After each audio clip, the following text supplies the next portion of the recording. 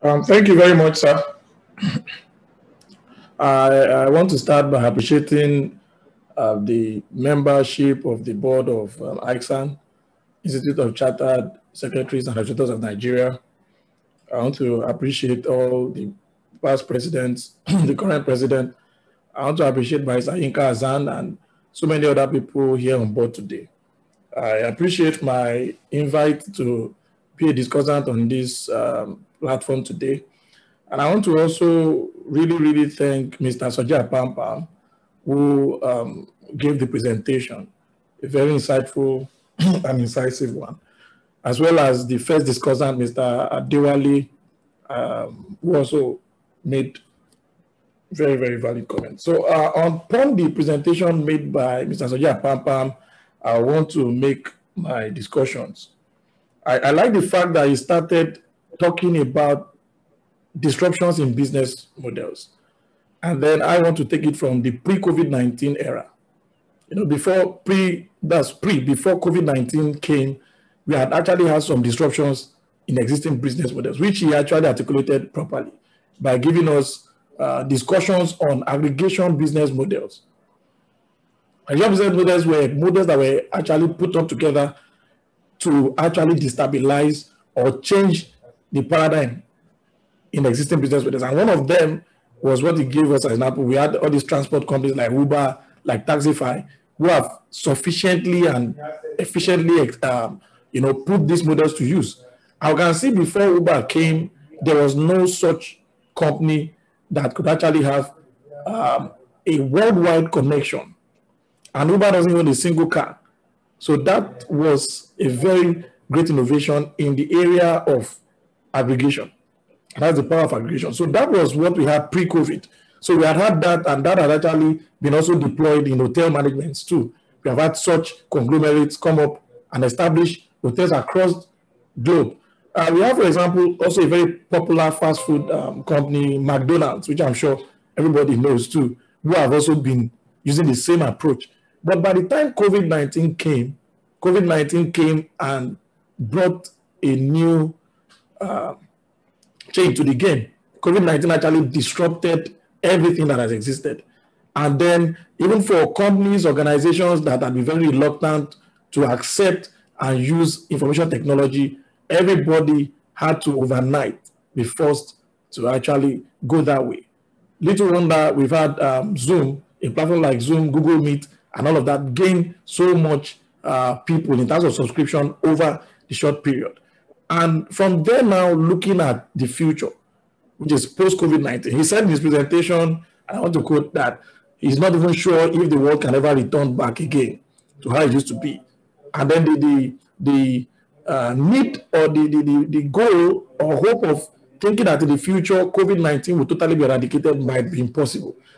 So because of that, it's important for all stakeholders, it's important for all businesses, as well as even academic institutions, to get ready to operate their daily businesses, their daily life with the virus, with the COVID-19 virus. And so that is now informing the need. That is why I want to really appreciate ICSAN for coming up with this conference at this particular time, talking about evolving dynamics in the world of IT governance. And that will also lead me to make some discussions on IT governance itself. When we talk about IT governance, like Mr. Adewale has already explained, we are talking about a mechanism that is targeted at integrating IT strategy with business strategy. So already he also talked about corporate governance, which was very accurate. But before now, we know every organization is driven by strategy. What would be the difference between a company that has competitors? So other companies do the same thing, would be the strategy being employed, which is actually why companies with trade secrets keep their trade secret from every other person. So, but the board of directors, the board of the organizations are the one to now steer the ship by choosing actually the strategies to use. And those strategies are what will eventually determine the success of that company or the decline or retrogression of that company. So IT governance was introduced to help fuse this business strategy with IT strategy. But like I was saying, before COVID, we had a few organizations actually employing this. But where we are today, everybody has no choice than to move in that direction. So we are talking about IT governance in this light of fusing IT strategy with business strategy, so that I want to know what will be the goal, or what will be achieved when this is done. We are saying it will help organizations manage resources better. The allocation of scarce resources will be better done. We are talking about the efficiency of organization. Efficiency as relates to delivery. So customer service delivery will be improved upon the application of this IT governance. And then we are also looking at the fact that IT governance now impacts on the use of technology.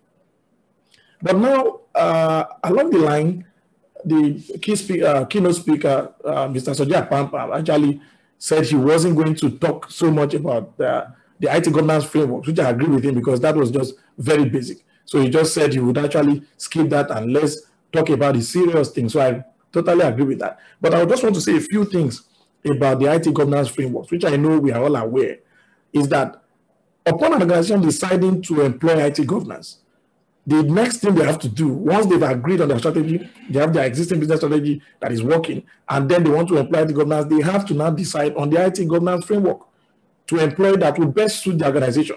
Mr. Pampa mentioned that in his presentation, but because of time, and also because he knows most of us are aware about that, they have to skip that. But let's take a few of them. So the IT governance frameworks here, we are talking about them in the light of what they do. They will be the roadmap that will define the methods to be used by the organization who wants to implement IT governance. They will be also the blueprint that will enable the management and report on IT governance. And we have a number of them, but they have to be picked in line with the organization we are considering at that time. So the structure of the organization, the makeup of the organization, the resources available will be among the factors or yardsticks that will determine what framework is adaptable. So all frameworks cannot be used in every kind of organization or environment. So everyone must be studied to the minutest detail, and then the appropriate framework must be picked. Now we have amongst so many of them, we have COVID. COVID is perhaps the most popular. We have ITIL, we have CMMI, FAIR, and all of them. But because of time, I won't also dwell so much on taking us into what each one of them. But let me just mention a few things. We're talking about COVID as a framework. COVID means Control Objectives for Information and Related Technology. And then ISACA actually came up with this, this particular framework. But the framework provides something very unique, and that is that it gives staff a reference of 37 IT processes, 37, with each of the processes clearly defined, together with their inputs, the outputs, the objectives, the method, everything is spelled out to actually boost performance. This is one of the very important features of COVID that has made it the most popularly, widely used framework. We have ITIL, that's Information Technology Infrastructure Library, and ITIL also has its own goal and key features about 5 management best practices that have been provided by ITIL. CMI also is capability, maturity, model integration, which actually rates business on a scale of 1 to 5 to give you a performance and help you mature over time. We have FAIR, which is a factor analysis of information risk, and so on and so forth. So looking at what we have discussed now, I want to also go to something that was mentioned by the past president in his opening remark. The past president talked about the discussion on cloud computing as well as Internet of Things as areas that will also be heavily impacted by IT governance. And I want to actually spend a little time to also expand on that. First of all, we have to know also we are in the 21st century, and this century, more than any other time, AI is actually so much in the front burner. AI, talking about artificial intelligence.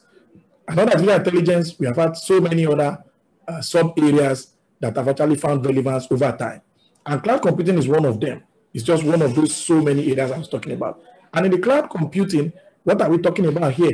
We are talking about the fact that we have multiple remote servers connected together over the internet. And what are these servers going to be doing? They are going to be storing customer data. They are going to be storing customer information. These are the kind of things we'll be having over the cloud. But now a major problem we are having, which also will increase in the subsequent years, will be the security or the privacy of the data stored in these remote servers. If you remember, just about some few years ago, Facebook had a major data breach issue. I'm sure we all remember. And Mark Zuckerberg, being the CEO, had to come before the US Congress to actually defend that case. It wasn't actually to joke with. So, and also Mr. Adewale was saying when he presented that he was joking with an MD CEO and asked him if you wish to see their data available, the customer transactions and all of that. So this is telling us about data privacy as a major issue today with cloud computing. And what it is now, IT governance can be plugged in into cloud computing to help mitigate that. The major problem we're having today with cloud computing, though it's expanding, is that the security also is not guaranteed. And so the more, for example, now more companies are going to IT, more people are now beginning to venture it, even with the COVID-19. We are now talking about these challenges will actually begin to increase. These challenges will actually begin to increase and multiply. So what we are saying is that IT governance has to be employed to help us manage properly this challenge, the information security challenge, and that is one of the things it can be used for today. Post-COVID, going after the COVID era, we are already seeing that the world can never return back to normal. We are already seeing that the adoption of technology will actually be on the increase. Subscription to technology will be on the increase. Now, data privacy will also be a major problem. Cybersecurity will be on the hike, and then we need IT governance to actually help mitigate this top risk. So that's actually one of the things we can also look at today. And now talking about Internet of Things as well. Internet of Things, here we are also talking about connecting everyday appliances, connecting computers, connecting different things together on a seemingly network with the use of sensors, actuators, and different things to bring up different systems together. But also, like I said, we're going to have a problem. The same problem we'll have with cloud computing as it relates to data. Now, in IT governance, for us to help improve the existing system, we will need to come up with what is called now in recent times IoT data governance. So IoT, that's Internet of Things data governance. This will actually be a fusion of Internet governance now with data as relates to data generated from Internet of Things platforms. Now, this will cover full life cycle of data. We will also talk about the generation of the data from the devices to how the data will be sent over those devices to the network, to the cloud-based IoT platforms. How they will be stored, how the data will be stored in devices, and finally analyzing and reporting them. All of this will come under IoT data governance. And these are just a few things we'll be looking at as relates to the evolving dynamics of IT governance. But what we are saying that in the future, the nearest future from now, after COVID, is that we have to all be prepared to adopt IT governance. IT governance, both at the corporate level, IT governance, even at individual basic units. We might not be able to have it business as usual again. Most of the things that are done manually today, IT governance can actually help as relates to governance to help us mitigate a lot of them. A lot of the money is being spent on having human power. Human power as in human beings, all of this can actually be reduced today if IT governance is actually plugged into the equation. I think on this note, I want to rest my comments. Thank you so much, sir. Thank you so much, Mr. Moderator. And a very big thank you to the Institute for having me this morning, almost afternoon. I really appreciate that. A very big thank you also to the President, the Chairman of Council, also the last President and Chairman of the occasion, to all Council members, delegate members and students. Thank you so much, and I hope you have a fantastic deliberation today. I will jump into it immediately concerning the time that I've been given, and I hope to stay within that timeline. And it's also good when you have experts speak before you. They make your work very easy. So thank you so much, Mr. Soji, for that brilliant delivery also. It's impressive how far businesses have come in the last 30 years. And I'm going to build on Mr. Soji's last comment. If you go back to the last 30 years and you see how IT has evolved over the years, then you come to appreciate where we are today. Imagine going to work today and you don't have your computer. You are going to work today, you don't have an email, you don't have an internet. I'm very sure you agree with me, it's going to be a very long day. So today, an average household, even in Nigeria, an average household, we have like 5 connected devices because your customers and your competitors also use technology throughout the day for them to conduct their business.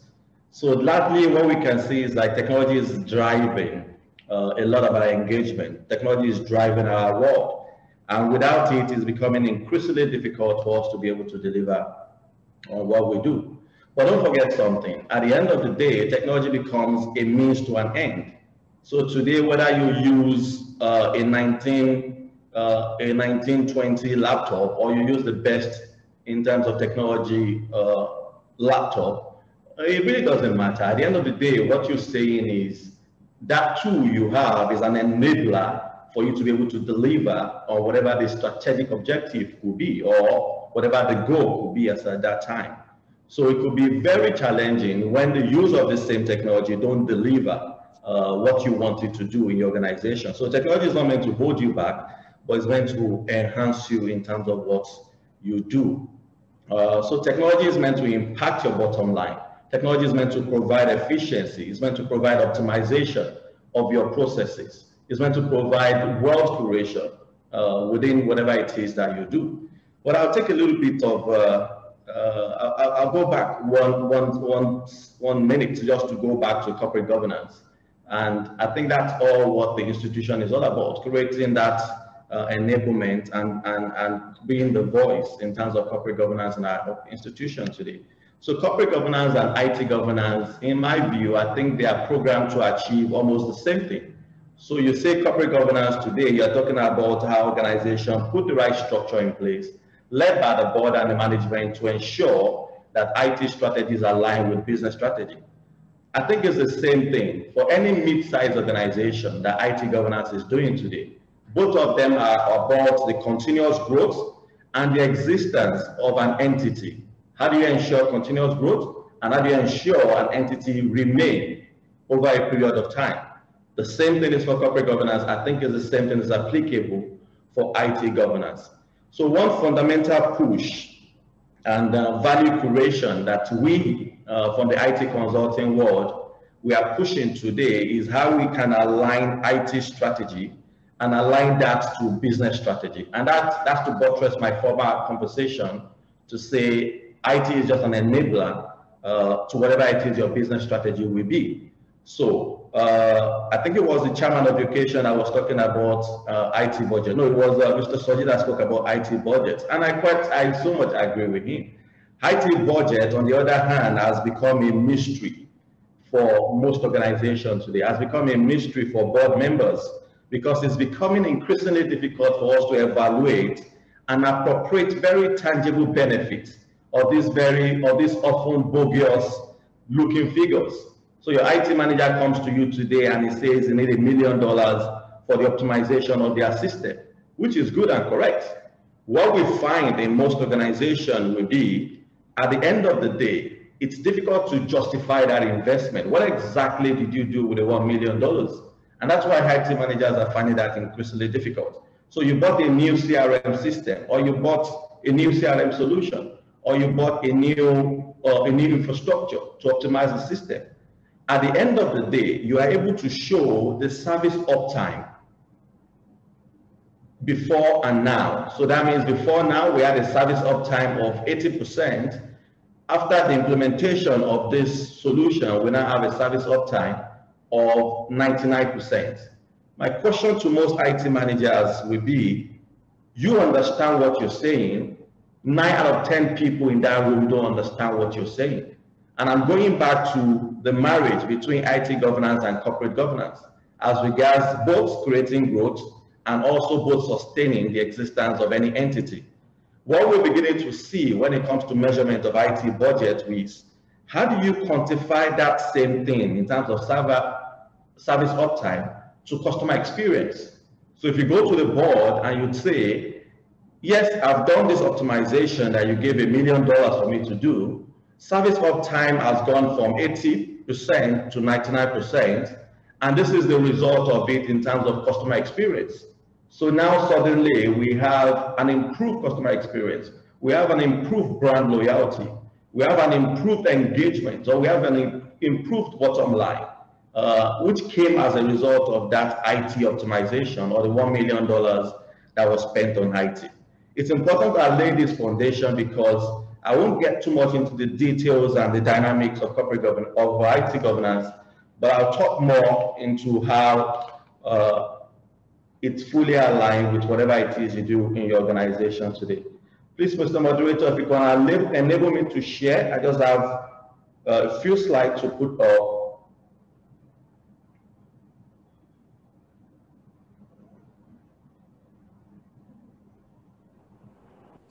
co-host, you can share.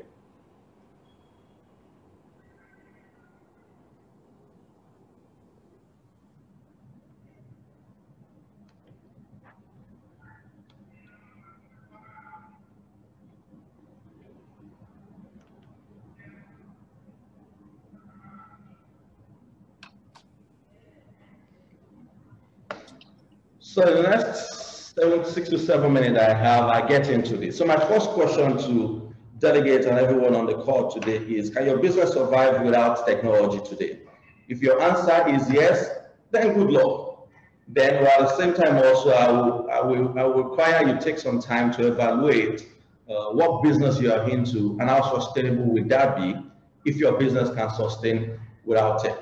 If you say no, your business can't sustain without tech, then we're saying the same thing. And I could say, congratulations to you, because that's the future. And that's what's really going to tell whether you'll be around for a long time or you won't be. But the problem then goes back to, am I saying that with tech, then my problem is solved? Then that's no. Because with the tech also, there is a problem. Once your business can sustain with tech, going tech also has its own complication. Once you go tech, then that means you've increased also the level of your vulnerability. And Robert Mueller, the one-time FBI director in the US, said something very interesting. He said there are only two types of company in the world. He said those that have been hacked and those that will be hacked. It's quite unfortunate, but that's the reality we find ourselves today. And that's largely because of the creativity that we find in IT. The exposure that we find in IT today has brought about that level of vulnerability that we have. So if you are in tech, that's good news. But if you are also in tech, then that means there's more work for you to do in order for you to sustain your business. So we say corporate governance has now become IT governance. And you could also make that vice versa. And I think I've been able to establish that in my earlier comments. But we are now redefining what we call corporate governance. We are redefining what we call IT governance. Because how do you deliver corporate governance without necessarily using the technology tools for you to do that? And that further tells to what Mr. Soji was talking about in terms of the framework you want to deploy, your risk appetite, your kind of structure, even to your business model. All these will be part of the IT governance you put in place. So we suddenly now think that corporate governance as a system of rules, policies that can be enabled through technology in order for the organization to drive growth, managed by the board, and also to see the overall operations of the organization for value creation. This is how we've been able to stylishly marry what you could call IT governance and corporate governance. Stakeholders, this word can be a little bit very confusing. Those days when we hear stakeholders, we get very worried because we think once they mention stakeholder, they are not talking about me. The new world of IT we've gotten into, especially when it comes to IT governance, everyone on this call today happens to be a stakeholder, no matter what you do in the organization. Because if you compromise the efforts of what the top management happen to be doing, no matter what your role will be, you have an area of concern within that entity.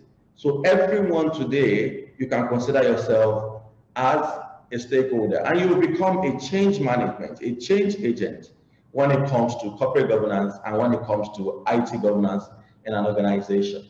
So IT governance has become a major discussion point in most board meetings. Those are the new dynamics we're seeing now. Before now, you see the strategy of the organization, you see the revenue, you see the OPEX line. Organizations and board members are very interested right now when it comes to IT governance that you've put in place, especially if you're coming from the IT end.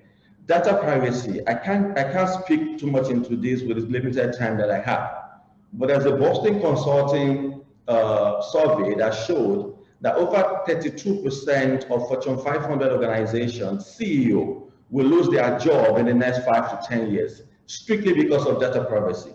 And we can begin to count right now how many are in trouble, or how many organizations are in trouble right now because of this same issue on data privacy and security.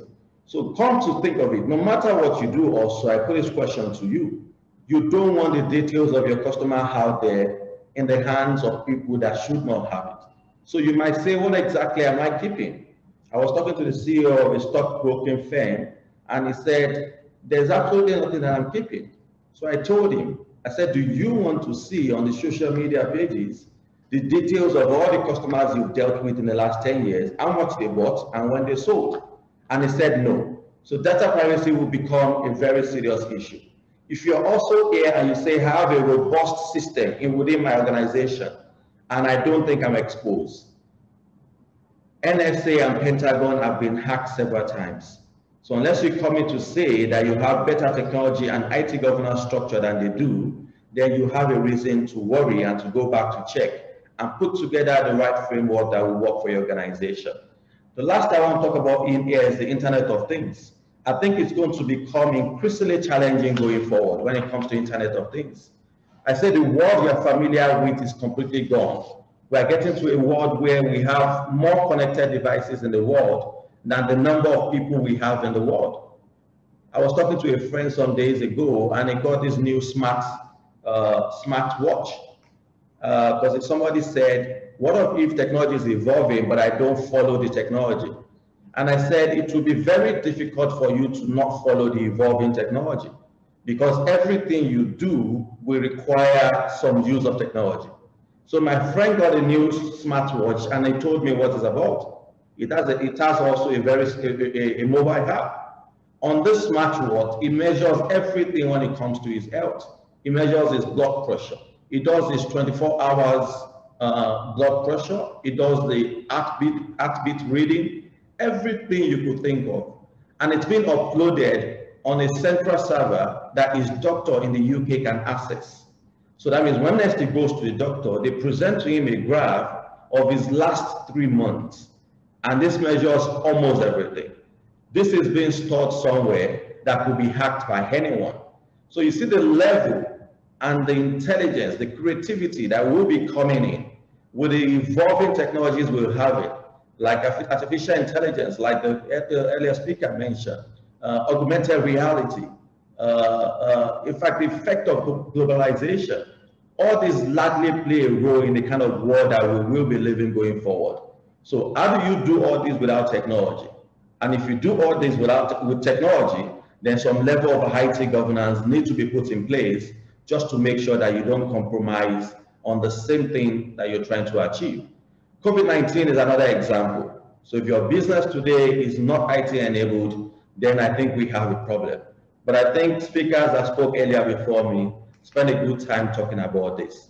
So we say for IT governance, two things you will achieve when you have a proper or a well-defined approach when it comes to IT governance.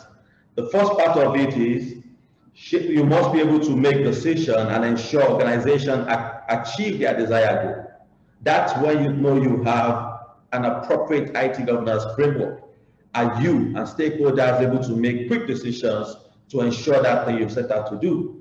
And also, you will determine ways on how you want to achieve this very goal. I'll end with two major conversations, which is while deploying your IT governance framework, there are two major things you need to pay attention to, and these are what we call the constraints. What are the key challenges organizations will face when deploying this technology? And I think the first that comes out very strongly to me would be to have the right champion within the organization. Someone other than a board member or a mandated executive. You must have a very strong champion to be able to push this across within the organization or whatever it is you do. I said the value of IT governance is also determined by the maturity. So how mature the organization is, we also tell the value that you place on IT governance. So an enterprise that seems to have some level of technology appreciation, we tend to appreciate more of IT governance than an organization that don't. Important to both, but we see that the level of maturity of the enterprise will play a very large role. We also see that IT governance oftentimes is always being seen as a process improvement process, or more like, oh, is this IT people that are doing some few jobs? No.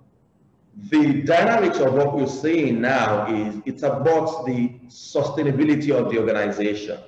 It's not so much about IT people that want to implement some new solution. No. Whether your organization is going to be around in the next 2 to 5 years might depend on the kind of IT governance you put in place today. If you are not on technology, in fact, you're not in this conversation. But if you're using some level of technology, then some high level of IT governance must also be in place if you will be around for some time.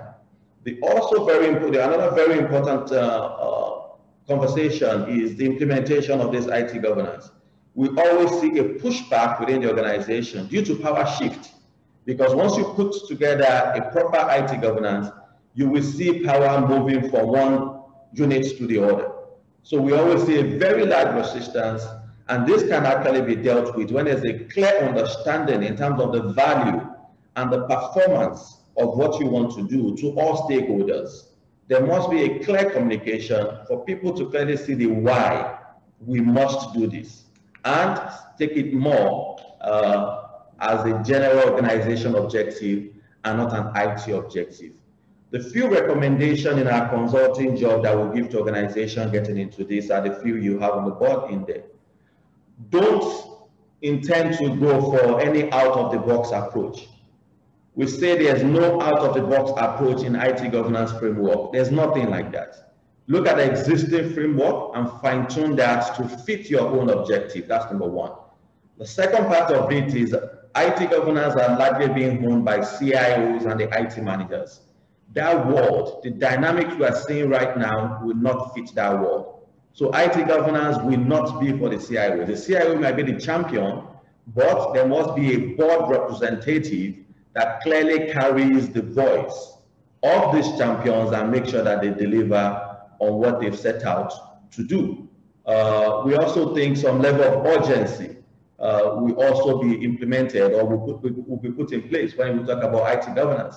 And that's why I spoke about the why. The why must be adequately, abundantly established within the organization in order for everybody to be able to plug into the same.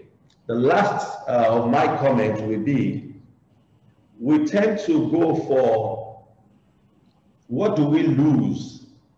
What if we don't do it, and what do we gain? What do I mean by this? Let the message be more of what do we stand to lose if we don't put this in place, than what do we stand to gain. People tend to respond from survey when they have the mentality of I'm losing than when they have the mentality of I'm gaining. Because for you to gain means you're not losing anything. It's just like you didn't acquire more. For you to lose is you already have something and you might lose it. So we see a conversation of when you go with the what you stand to lose, you tend to get a better leverage. My conversation in all this, summary of my conversation is, technology is the new driver for business advancement. IT has become an enabler for business success. An IT strategy must be fully aligned with business strategy. To achieve this, some level of advanced technology is put in place. Once you have this technology, some level of vulnerability has been introduced to your system, and implementing the right IT governance can save your organization or keep your organization for a longer time beyond what you can actually comprehend right now. Thank you so much for your time. A big thank you again to the Institute, and I look forward to more engagement in the question and answer. Thank you so much. Thank you very much indeed, sir. I hope you can both see and hear me. I would like to thank the Institute for inviting me. I would like to be a bit more modest about who I am and what I do. To mention that, yes, I used to work in information technology, and I have been working a lot in corporate governance. But as mentioned also by the president in his remarks, this is a relatively new area. And it's an area in which we will all be learning and seeing ourselves more as peer-to-peer learning than having an expert come to present to us. But having said that, I have a presentation that I would like to speak to this morning, if you permit me. Okay. I found the topic also very interesting as I was preparing, because looking at the evolving dynamics in IT governance and the role of stakeholders. So perhaps let me start with the end in mind. My summary is that according to experts, getting rid of COVID-19 from the earth may be challenging despite the discovery of vaccines. And it may not be technically feasible going by the experience that experts have gained from managing other diseases.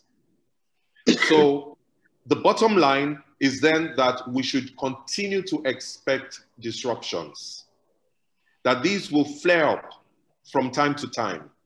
So COVID-19 and other environmental factors appear to be driving the need for change. And may I add, from the words of the chairman of the occasion, they may be also driving the need for speed. Robust responses cannot be achieved without technology. And technology deployment will neither be effective nor efficient without governance. And IT governance will not be effective without the direction and control of key stakeholders in leadership, and I dare say outside of leadership as well.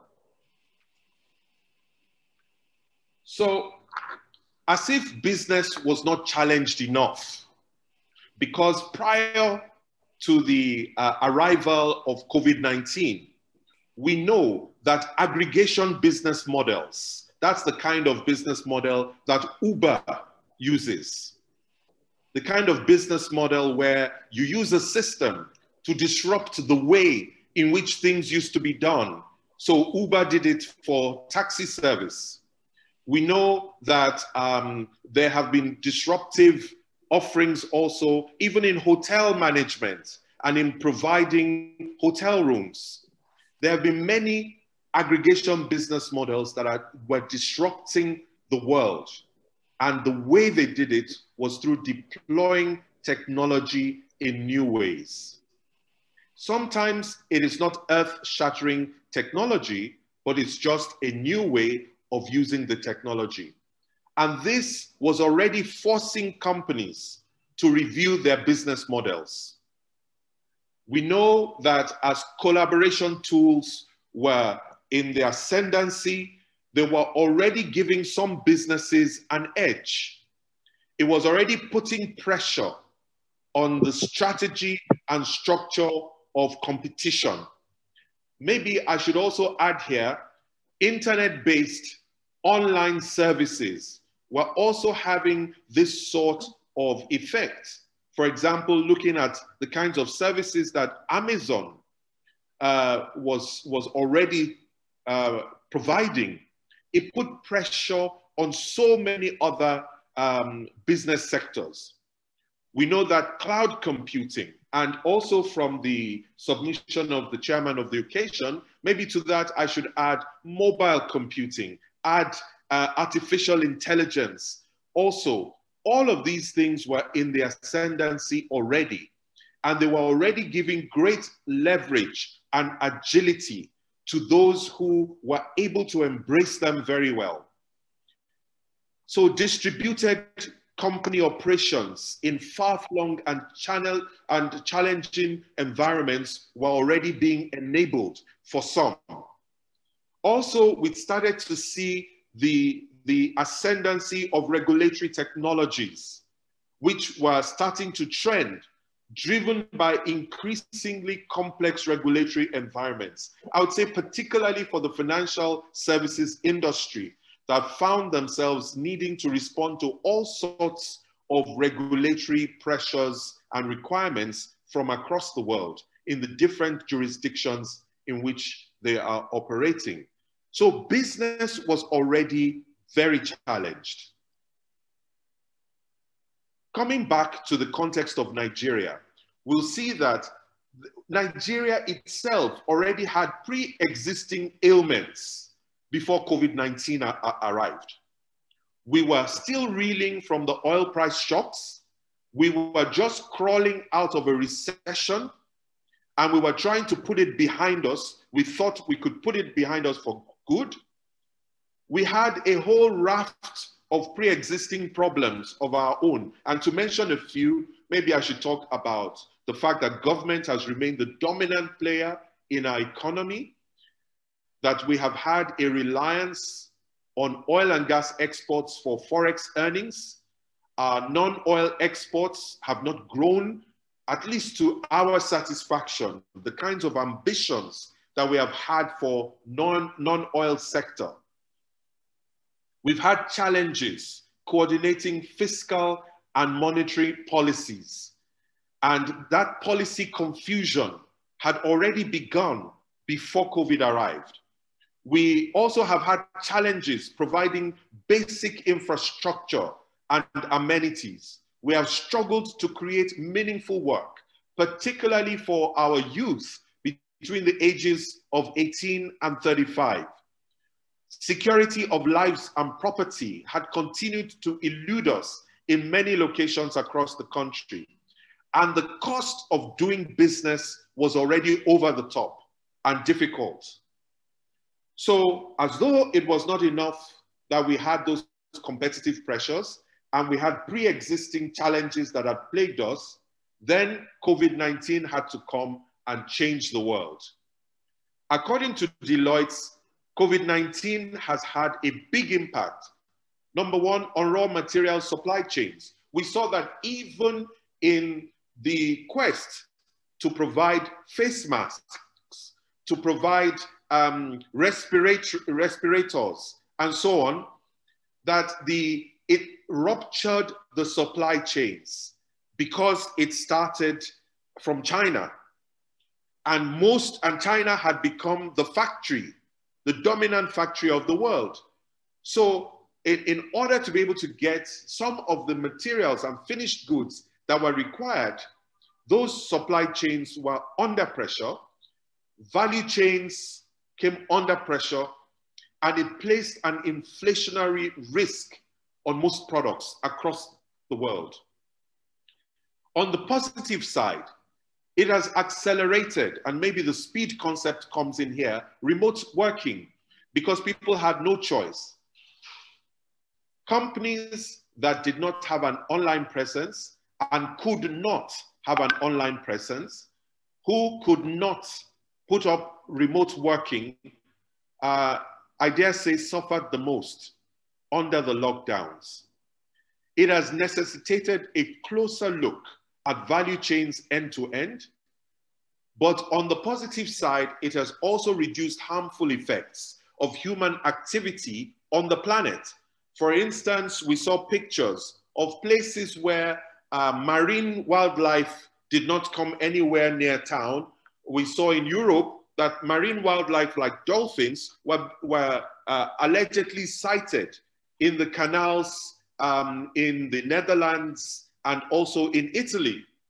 We also saw that some rare ducks were able to go on the aircraft runways in some parts of Africa and so on. So, and also where we had huge pollution across the world, all of those harmful effects of human activity started to reduce, showing us that there was a direct correlation between our activity and the lack of sustainability in some of the choices that we had made.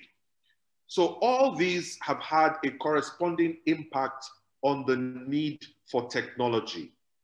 So as was mentioned in the beginning, the speed with which we need to adopt and stay on top and use technology has been vastly accelerated due to the advent of COVID-19. But can I say that the bets will have to be even bigger going forward? According to an article in Financial Management magazine from May this year, to survive the world post-COVID-19, companies would have to do a whole range of things. And I've selected 5 things here. They're going to have to prioritize people's health and safety. Well, how can you prioritize health and safety of your staff without introducing remote working? And if you have remote working without worrying about infrastructure, without worrying about IT infrastructure specifically, how to deploy it, how to manage it, and how to keep it cost effective. Also, we would have to move to understand liquidity.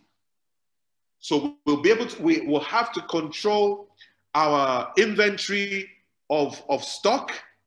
We'll also have to control our accounts receivables. So to manage all of that and manage it remotely, you're going to depend also on technology. There's no way you're going to be able to control the business, especially when it is a distributed business. It would be very difficult to do without technology.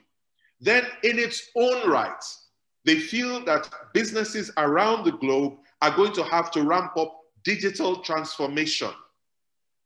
And there's going to be need to seek government and insurance support. And if Nigeria is anything to go by, as we saw with the challenges of deciding who should have access to palliatives, how do we distribute palliatives to the right people? Without data, without information on who they are, having a profile of them, to be able to intelligently allocate scarce resources, we find that even government and insurance support will be a major challenge without technology. Also, that going forward, businesses will have to document critical gaps. They're going to be learning as they're going on, and they're going to have to be learning as they're doing to quickly understand where they have critical gaps in their infrastructure, gaps in the robustness of their plans, and to plug it very quickly. So IT deployment, not only is it being accelerated, it would have to be done on the fly very quickly, and it may be done remotely, where all the stakeholders who have to take decisions are going to be very remote from each other. What systems do we have in place to respond to these sorts of things? So practically all the issues that the experts are projecting, businesses will have to grapple with in order to be able to weather this bout of COVID-19 properly, will involve large bets and reliance on information technology. Therefore, getting information technology right will become even more crucial. I mentioned earlier that I've worked in technology before, and let me not mention the company I've worked with, but there was a joke among staff there that IT projects are notorious when they're badly managed because they would deliver only half of what was promised in twice the time that has been allotted. And if you are lucky, it will be only at twice the cost. Otherwise, sometimes it's at many multiples of the initial cost. This is the notoriety that many IT projects have garnered over the years. So perhaps some who are from IT may think that this is an unfair statement on my part, and I apologize for that in advance. But I am making the statement to illustrate the need to properly manage information technology projects. So the way that such projects are directed and controlled could make the difference between survival in a COVID-19 era and business failure. So our survival post-COVID, if there's any such thing, or rather our survival as we're coming out of one round of COVID before the next, is going to depend on our ability to direct and control information technology projects, and they're going to be flying off one after the other. Therefore, IT governance is something that boards and business leaders must place as top priority today. So, what is IT governance? And I believe in the introduction by Dr. Ndanusa, the chairman of the occasion, he alluded to this framework for IT governance, that it involves value delivery, strategic alignment between the enterprise strategic objectives and goals and the IT objectives and goals and so on, performance management, risk management, resource management. And that is all that is involved in information technology governance. So IT governance is really about how we choose, implement, and maintain IT systems to deliver value and mitigate business risk. So how do we choose? How do we implement? How do we maintain IT systems to deliver value and mitigate business risk? So it's going to involve our having to be able to do the right things in the governance and do things right. The right things are to ensure that it is designed to deliver value, and we can control and direct that and ensure it happens. And we have to ensure that whatever is coming out of it is strategically aligned with where the organization needs to be. We have to be able to do the right thing, but we also have to do things right. So we need to be able to track performance. We need to be able to manage risk, and we need to also ensure sound resource management in the process. Incidentally, doing the right thing, consistently doing the right thing and doing things right is also a definition for integrity. It is also a definition for excellence. You cannot be excellent if you're not doing the right thing and doing things right. You cannot achieve excellence. You also cannot achieve sustainability without doing the right things and doing things right. We will find that by and large, good governance is about doing the right things and doing things right. And IT governance is not exempt from that.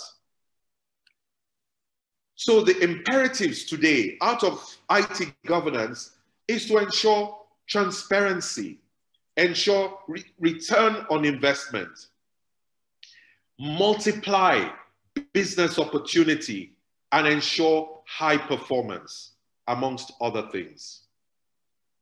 So in this discourse, I'm going to keep it high level.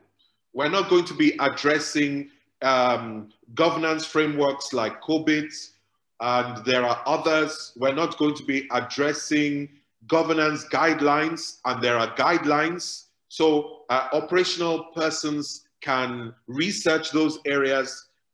We will also not be reviewing what sort of governance structures are best suited to achieving IT governance. I'll be focusing just on the dynamics at this high level. So let's start with value delivery.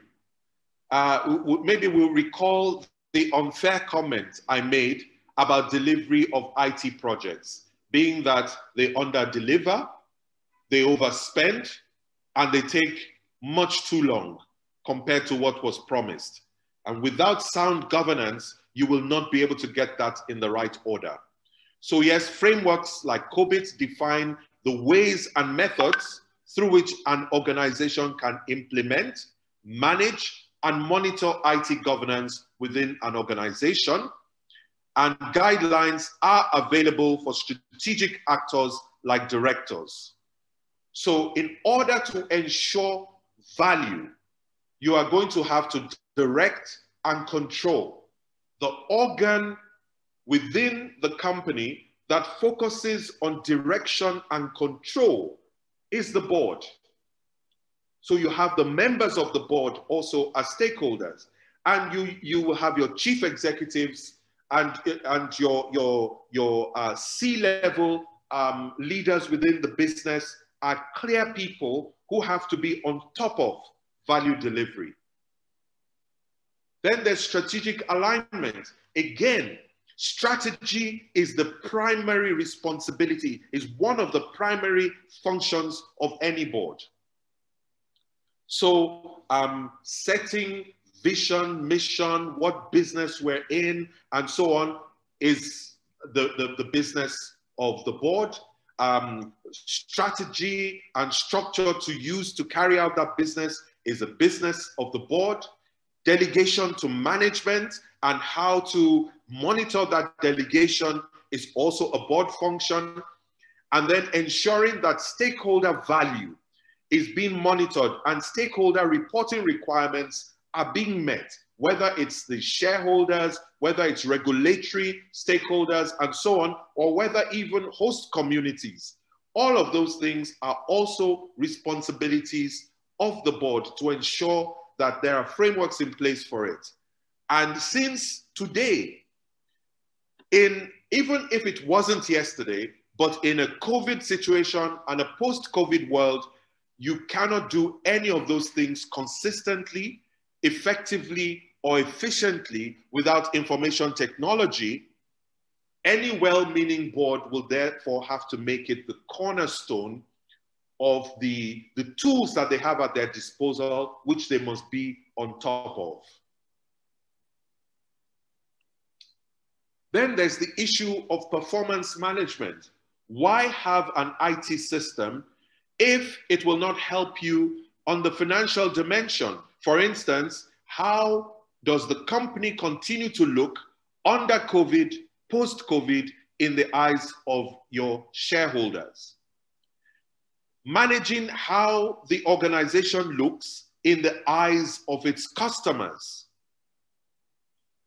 Identifying what the business must excel at during COVID, post-COVID, all of that must be enabled by IT. Then innovation and learning, so that we can position to continue to improve and create value. All of these things can be managed using a balanced scorecard approach. And performance management of IT is another way of looking at the outcomes and impact of the spending on IT, which also is very, or should be very important to the board and the leadership. Then we have risk management. Yeah, we generally have risk management within enterprises and so on, but we may need to look at the International Risk Governance Council and their risk governance framework, which they have, which includes around IT risk governance. Risks that accompany change are often accompanied by potential benefits and opportunities, but they could also have a downside, especially where this change has to be done at speed and high speed, for that matter, for the organization to continue to exist and for it to manage its returns to its stakeholders. Better risk governance implies enabling business to benefit from change while minimizing the negative consequences of the associated risks. And I will not go into detail of risk management. Resource management. Also, those who get the best out of IT day to day work through service level agreements. They hold IT accountable to service level agreements to different parts of the business. You have to tell us how much downtime will be there. We have to define it in our risk management framework. What is tolerable? What is intolerable? What are the service level agreements? How quickly will you get various things achieved and done? All of those things need to be defined so we're making effective and efficient service delivery coming out of information technology. So let's also, to round up, let's go quickly to the stakeholders. As I've mentioned already, the board, the chief executive officer, the chief financial officer, the chief information officer, the chief risk officer, they are probably the most obvious internal stakeholders that we must have. But then there are also business executives. There are business process owners who have deliverables against the business process and are being measured by it. And they are going to depend on that technology. You have business managers who probably have P&L responsibility.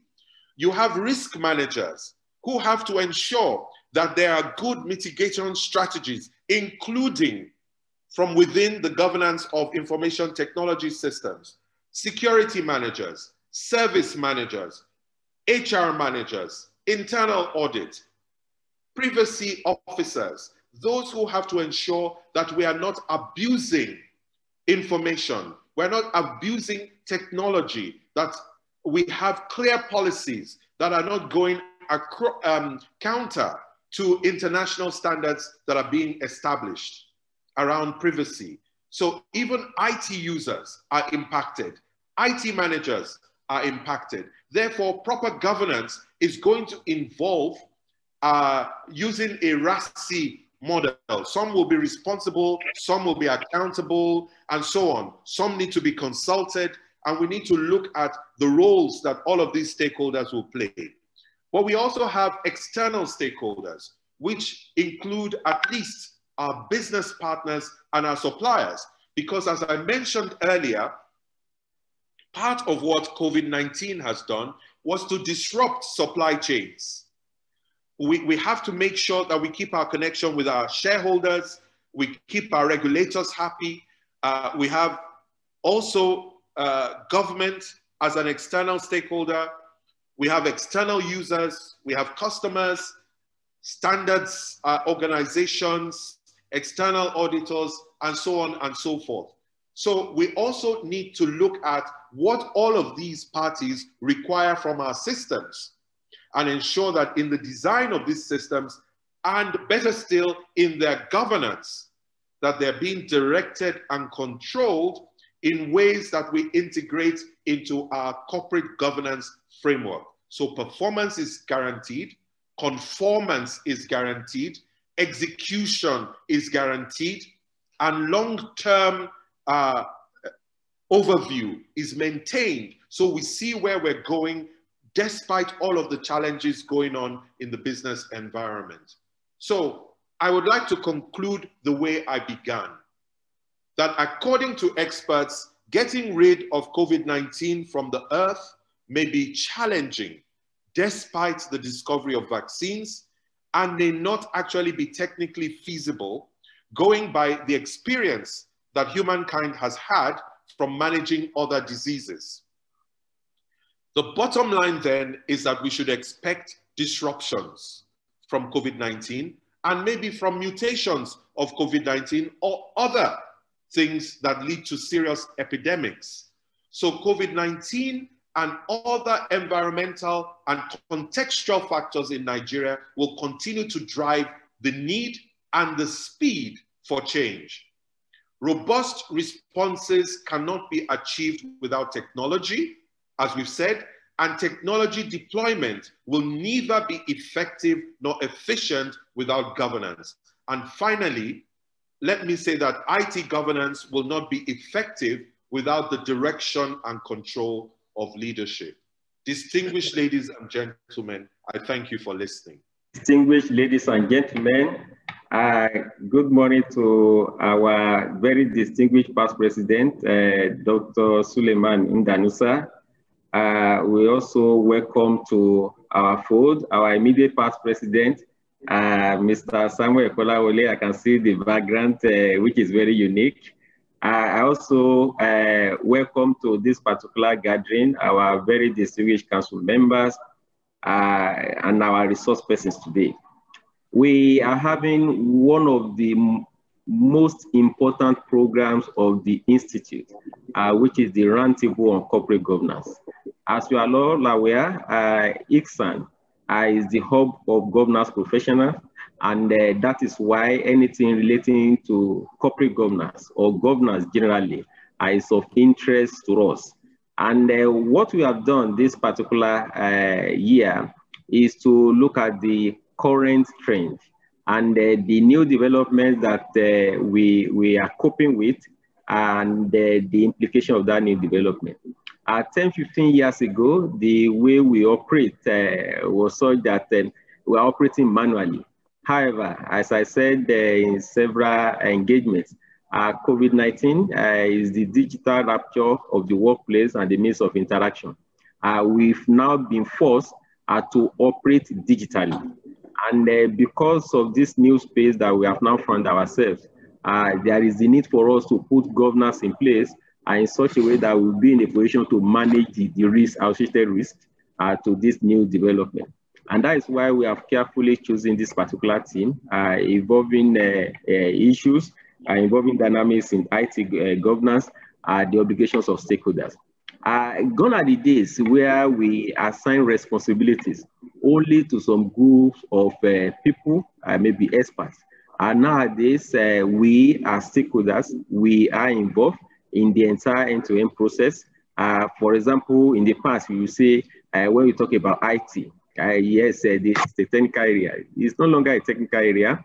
When you look at the Nigerian Code of Corporate Governance 2018, it has given the responsibility to the board of directors on issues relating to IT governance, and that they should have a policy around that. So it shows that it's a collective responsibility, right from the highest level of any organization to the lowest level. And that's why we be looking at the obligations of all the stakeholders in the ecosystem, so that we are not only using this particular platform that we have been forced to operate in, but we use it in such a way that we consider the interests of all the stakeholders, and in such a way that we continue to take the benefits of this particular new initiative, and then we'll be in a position to do our jobs better, manage the dynamics in a very proactive manner, so that we can all benefit from it. So it is as a result of that, that we have assembled very distinguished resource persons, experts in their own fields, that will be in a position to at least share their experiences with us and also advise us appropriately on how to navigate this new area. It's new area because, and it's still evolving. That is the strange thing about it. And that's why also the topic starts with evolving. So it's not as if it has come to stay. It's still evolving, and nobody knows the destination. But it's just a journey that we must willingly participate in, so that we can know the evolution and try as much as possible to cope and also shape the direction in such a way that we benefit from it. Today is not a day for making long speeches. I must thank the resource persons who have accepted our invitation. Mr. Soji Apampa is well known in the industry. We also know Mrs. Ndidi Paluba, Mr. Adewale Adeyipo, and Dr. Sheun Bishua. They will assist us to do justice to it. And we are in a very good hand. The chairman of the occasion is a peculiar person to us, and also particularly in respect of this team, is an area that is very, has shown tremendous interest. And we must specifically thank the members, particularly the chairman of the corporate governance capacity building committee, Dr. Adenika Hassan, for putting this particular program up, and then the members of the secretariat. I'm very sure we enjoy ourselves today. We learn new things.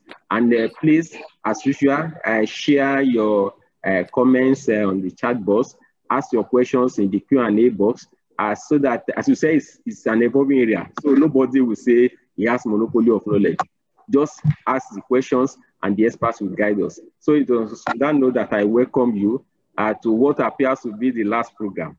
We have reserved the best for the last of the Institute in 2020, while wishing you a prosperous year 2020. Thank you. Graduates, students of Discussant. I'm highly honored for this unique opportunity to share this very interesting and important conversation in the area of evolving dynamics in IT governance, obligations of stakeholders. I'm equally excited by the prospect of a very robust and interesting conversation today. This is obvious given the very eminent lineup of speakers and discussants. Other distinguished ladies and gentlemen, you are all welcome to the 2020 Roundtable on Corporate Governance. Distinguished ladies and gentlemen, we all know that the pursuit of everything digital is happening at an accelerating pace. Speed has become a huge resource or a source of value, whether measured by faster decision-making or how quickly an organization can go from ideas to revenue. In the race to harness emerging technologies, such as cloud computing, mobile solutions, artificial intelligence, machine learning, social media and Internet of Things, and innovation, it is easy to forget about governance, and that can result in unintended and significant costs and risks. This therefore underscores the need for establishing a governance framework that embraces disruptive technologies and encourages innovation while ensuring risks are identified and managed for the survival and thrive of any organization in an increasingly digital world. IT governance, as we all know, is an attempt to specify the decision rights and accountability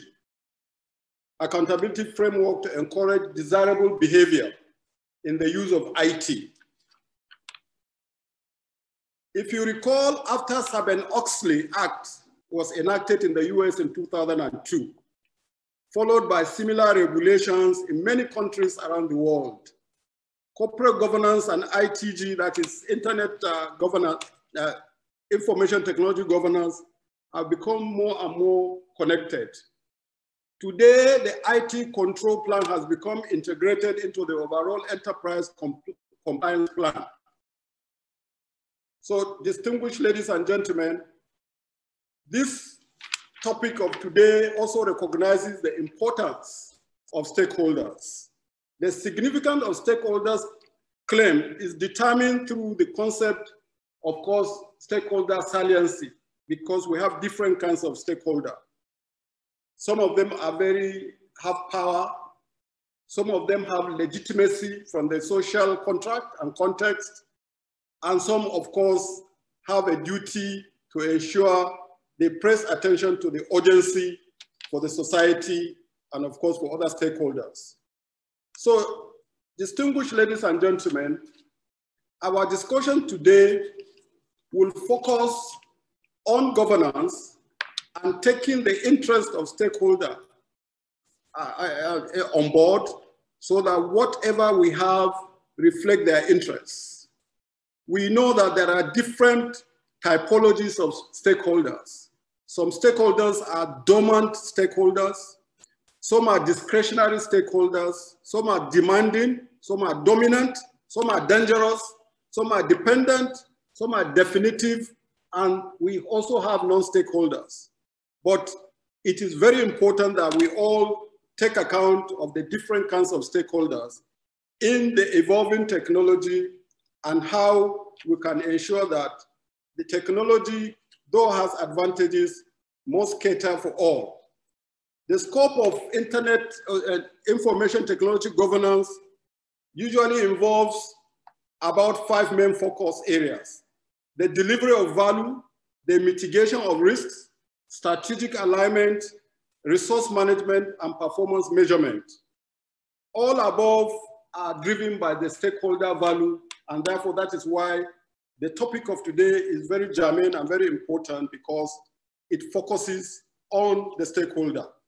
So distinguished ladies and gentlemen, with this array of very eminent speakers and discussants, I think we're in good hands.